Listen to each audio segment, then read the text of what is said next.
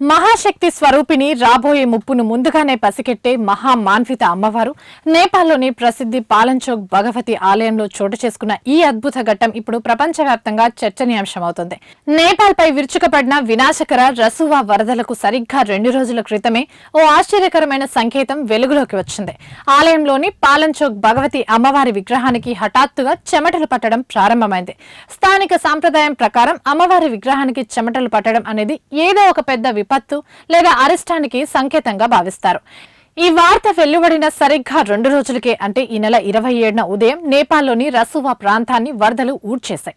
అయితే అమ్మవారు ఇలా సంకేతం ఇవ్వడం ఇది మొదటిసారి కాదు. గతంలో కూడా 2 సార్లు ఈ విధంగానే జరిగింది. 1974లో అమ్మవారి విగ్రహానికి చెమటలు పట్టిన మరుసటి రోజే నేపాల్లో భయంకరమైన భూకంపం సంభవించింది. 1987లో రెండోసారి మళ్లీ అదే సంకేతం రాగా ఆ తర్వాతి రోజే మరో భారీ భూకంపం దేశాన్ని వణికించింది.